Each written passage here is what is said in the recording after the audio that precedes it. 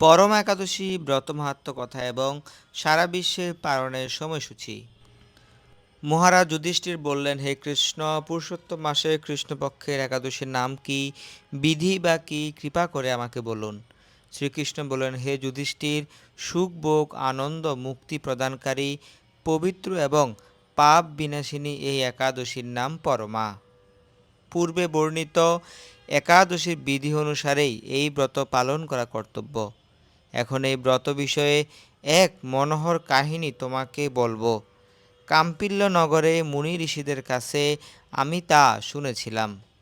কাম্পিল্য নগরে সুমেধা নামে এক ব্রাহ্মণ ছিলেন। তার স্ত্রীর নাম ছিল পবিত্রা। তিনি অত্যন্ত পতিব্রতা ছিলেন, কিন্তু পূর্ব কর্মফলে এই ব্রাহ্মণ ধনহীন হয়ে পড়েন। ভিক্ষা চেয়েও তার কিছুই জুটত না, কিন্তু তার স্ত্রী নিজ পতির সেবা নিষ্ঠা সহকারে করতেন। অতিথি সেবার জন্য প্রয়োজনে অনাহারে থাকতেন। স্বামীকে কখনো বলতেন না যে ঘরে অন্ন নেই। শারীরিক দুরবস্থার কথা চিন্তা করে ব্রাহ্মণ নিজের ভাগ্যকে দোষারোপ করতেন। একদিন পত্নী প্রিয়ঙ্বদাকে বললেন, হে কান্তে, আমি ধনবান মানুষের কাছে ভিক্ষা পাই না। বলো এখন আমি কি করব? ধন সংগ্রহের জন্য আমি অন্য কোথাও যেতে চাই, তুমি আমাকে অনুমতি দাও। ব্রাহ্মণ পত্নী তখন তাকে বললেন, হে বিদ্বান, এই জগতে মানুষ তার পূর্ব সঞ্চিত কর্মফল ভোগ করে। পূর্বজন্মের কোনো ফল না থাকলে স্বর্ণ পর্বতে গেলেও কিছু পাওয়া যাবে না।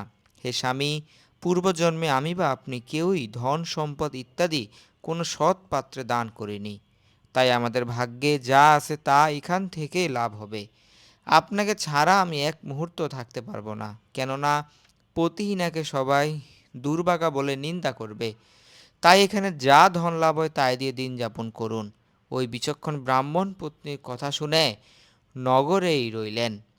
একদিন মুনিশ্রেষ্ঠ কৌণ্ডিন্য সেখানে এলেন। তাকে দেখে সুমেধা খুব খুশি হলেন। ব্রাহ্মণ সস্ত্রীক মুনিকে প্রণাম জানালেন, সুন্দর আসন দিয়ে তার পূজা করলেন। ওই দম্পতি আনন্দ সহকারে মুনিকে ভোজন করালেন। এরপর ব্রাহ্মণ পত্নী জিজ্ঞাসা করলেন, হে মুনিবর, কিভাবে দারিদ্রতা নাশ হয়? বিনা দানে কিভাবে ধন বিদ্যা স্ত্রী লাভ হয়? আমার স্বামী আমাকে এখানে রেখে ভিক্ষার জন্য দূরদেশে যেতে চান, কিন্তু আমি তাকে যেতে বারণ করেছি। এখন আমাদের ভাগ্যবশে আপনার শুভাগমন হয়েছে। আপনার কৃপায় আমাদের দারিদ্রতা অবশ্যই নাশ হবে।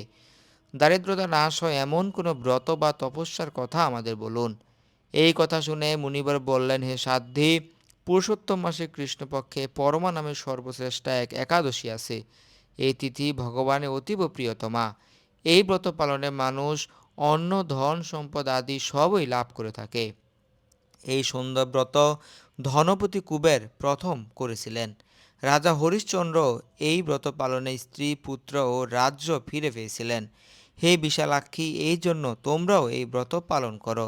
হে পাণ্ডব, কৌণ্ডিন্য মুনির উপদেশে পতিপত্নী উভয়ে বিধি অনুসারে পুরুষোত্তম মাসের পরম একাদশী ব্রত পালন করলেন। ব্রত সমাপনের পর রাজভবন থেকে এক রাজকুমার তাদের কাছে এলেন। ব্রহ্মার প্রেরণায় তিনি বহু ধন সম্পদ, নতুন ঘর, গাভী এই দম্পতিকে দান করলেন। এই দানের ফলে মৃত্যুর পর সেই রাজা বিষ্ণুলোক প্রাপ্ত হয়েছিলেন। এই ব্রত প্রভাবে ব্রাহ্মণ দম্পতির সকল দুঃখের অবসান হলো। যে মানুষ এই একাদশী ব্রত পালন না করেন তিনি 84 লক্ষ যোনি ভ্রমণ করেও কখনো সুখী হন না। বহু পুণ্যকর্মের ফলে দুর্লভ মানব জন্ম লাভ হয়। তাই মানব জীবনে এই একাদশী ব্রত পালন অবশ্য কর্তব্য। এই মাহাত্ম্য শুনে মহারাজ যুধিষ্ঠির সমস্ত আত্মীয় বর্গের সাথে এই একাদশী ব্রত পালন করেছিলেন। এখন আমরা জানব সারা বিশ্বের পালনের সময়সূচি।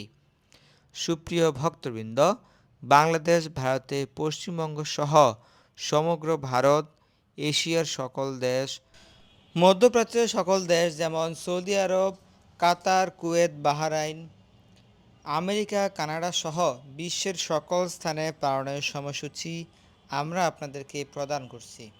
আপনি আপনার বসবাসের স্থানের পালনের সময়সূচি ভিডিও থেকে সংগ্রহ করে নিন।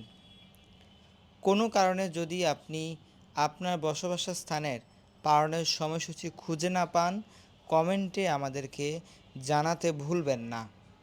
আমরা আপনাকে পালনের সঠিক সময়সূচিটি জানিয়ে দেব। সুপ্রিয় ভক্তবৃন্দ, এই পরম একাদশী ব্রত মহাপবিত্র পুরুষোত্তম মাসের একাদশী ব্রত। এই মাস যেমন ভগবানের প্রিয়, তেমনি এই একাদশীটি অত্যন্ত গুরুত্বপূর্ণ। তাই প্রত্যেকেই এই পরম একাদশীটি অত্যন্ত ভক্তি এবং নিষ্ঠা সহকারে পালন করুন। প্রতি মাসে আমরা যে 2টি একাদশী ব্রত পালন করি, প্রতিটি একাদশী ব্রতই আমাদের উচিত ভক্তি সহকারে পালন করা। সকলে সুস্থ থাকুন, ভালো থাকুন। হরে কৃষ্ণ।